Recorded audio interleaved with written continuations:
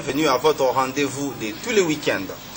Parmi les objectifs du millénaire se trouve inscrit l'accès à l'eau potable et à l'électricité des populations d'ici 2015.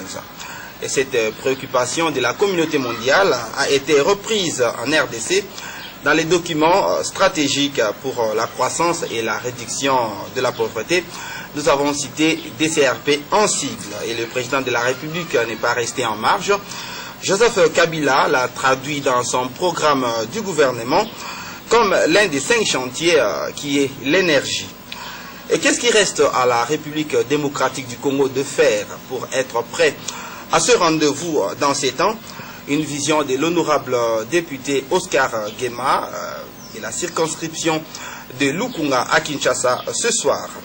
Et compte tenu de sa riche expérience dans le secteur des finances, nous allons également y revenir sur la crise financière mondiale et ses répercussions sur les pays en développement et surtout quelles sont les précautions à prendre par la République démocratique du Congo pour se prévenir. Mesdames et messieurs, voilà le centre de notre entretien de ce soir que je vous convie de suivre.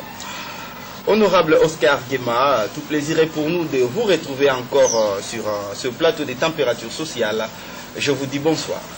Bonsoir, monsieur le journaliste. Et nous vous avons suivi, c'est-à-dire votre intervention à l'Assemblée nationale, au cours de la séance plénière du jeudi 23 octobre dernier, où vous avez pris parole pour parler de l'électricité et de l'eau. Et c'est une préoccupation majeure, comme je l'ai dit tout à l'heure dans mon introduction, étant donné que ça a été placé aussi par le président de la République parmi les 5 chantiers. Et que faire pour que la population de la République démocratique du Congo puisse avoir l'accès à l'eau et à l'électricité? Nous commençons par l'électricité. Oui, monsieur le journaliste, je crois que vous-même vous l'avez dit en préambule, c'est que l'accès à l'eau, à l'électricité, ce sont des indicateurs importants, notamment en ce qui concerne le développement social de la population. C'est pourquoi, comme vous l'avez dit, dans les objectifs du millénaire de la réduction de la pauvreté de moitié d'ici l'an 2015, ce sont parmi les objectifs cibles l'accès à l'eau pour la population, l'accès à l'électricité. Vous savez que dans nos pays en voie de développement, n'est-ce pas, la majeure partie de la population n'a pas accès à l'eau potable, n'a pas l'accès à l'électricité. Alors le paradoxe, c'est que quand vous regardez un pays comme le nôtre, nous avons des cours d'eau partout. Prenons le cas tout simplement de Kinshasa. Vous n'êtes peut-être pas les enfants de la colonisation. Nous, on était déjà assez jeunes. Nous avons joué dans Binchaku-Chaku, nous avons joué dans Kalamou, nous avons joué dans Ntsélé, Gombe, etc., etc. Ici, dans la ville de Kinshasa, c'est plein de cours d'eau, partout. Partout. Alors, à un moment donné, quand vous regardez l'histoire, vous verrez que, tenant compte justement de ce paradoxe, où il y a des cours d'eau, il n'y a pas d'eau pour la population, le colonisateur a joint, n'est-ce pas, l'utile à l'agréable, c'est-à-dire il allait crescendo l'administration, mais également, n'est-ce pas, ça lui importait l'accès à tous ces indicateurs, l'eau, l'électricité, c'est-à-dire à chaque fois qu'il balisait l'administration, il essayait aussi de baliser l'accès à l'eau, à l'électricité pour la population. C'est ça qui, à un moment donné, a été déconnecté. Aujourd'hui, il y a des quartiers, des pans entiers des quartiers où il n'y a pas l'eau, des pans entiers des quartiers où il n'y a pas l'électricité.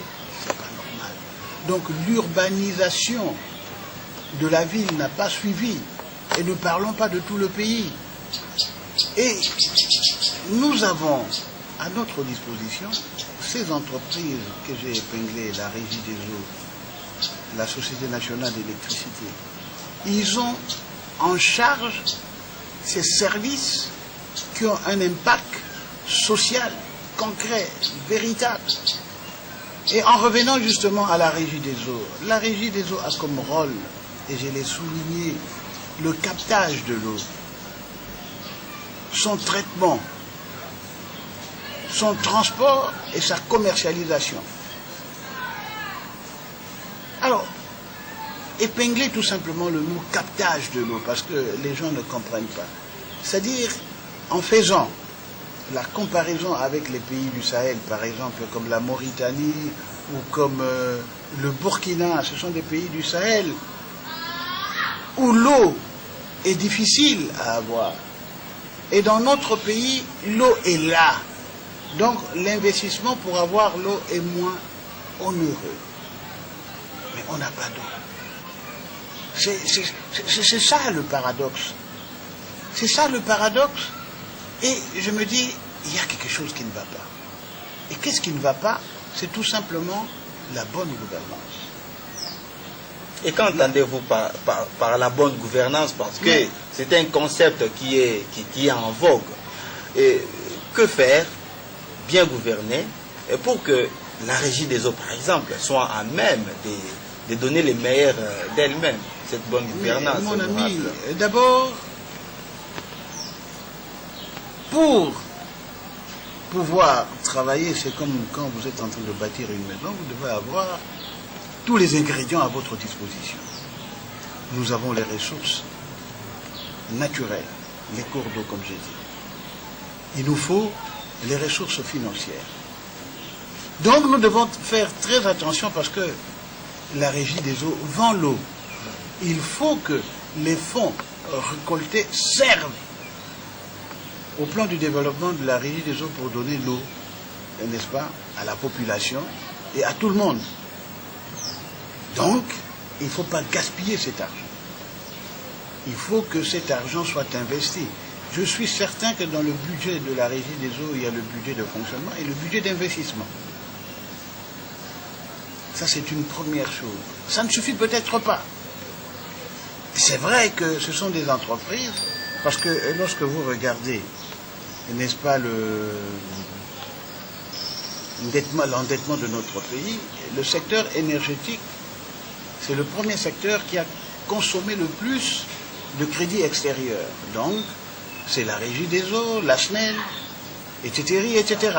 Et comparativement les dividendes tirés de alors, cet endettement. comparativement à tout le résultat dans ce secteur, il y a un problème. Il faut qu'on nous dise exactement. C'est vrai que à partir des années 90, il y a eu la suspension de la coopération financière internationale avec les bailleurs de fonds.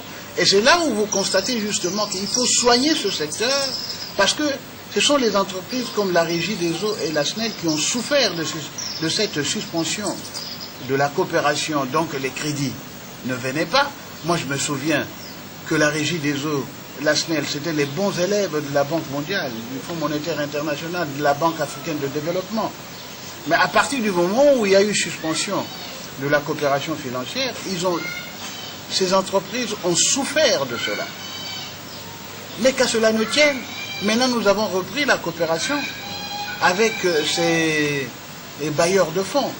Donc nous devrions avoir un plan de développement de la Régie des eaux, de la SNEL, qui soit un plan tellement intégré et également que nous puissions poursuivre, comme je l'ai dit, dans ces objectifs du millénaire. Mais si la Régie des eaux et la SNEL, qui signent des contrats programmes avec l'État, ont des problèmes, ils doivent venir nous expliquer cela. Et nous saurons. À vous, élus du peuple. Élus du peuple, et nous allons savoir expliquer cela à la population.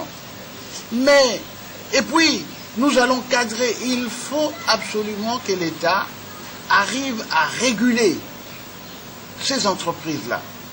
Puisque j'ai dit qu'ils ont un service qui a un impact social visible. Et il n'y a pas de raison, il n'y a pas d'excuse. Il faut absolument suivre. À un moment donné, lorsqu'on fait l'état des lieux, il faut savoir corriger. Et je crois qu'il y a un plan qui doit être défini. Moi, j'ai discuté plusieurs fois avec mon aîné, qui est aussi honorable comme moi au Parlement, Tchongo Tibinkumbula Watumba, et n'est-ce pas, il s'est battu, il se battait dans le cadre des crédits extérieurs pour pouvoir asseoir justement cette politique d'accès, de faire accéder nos populations à l'eau potable. On ne peut pas se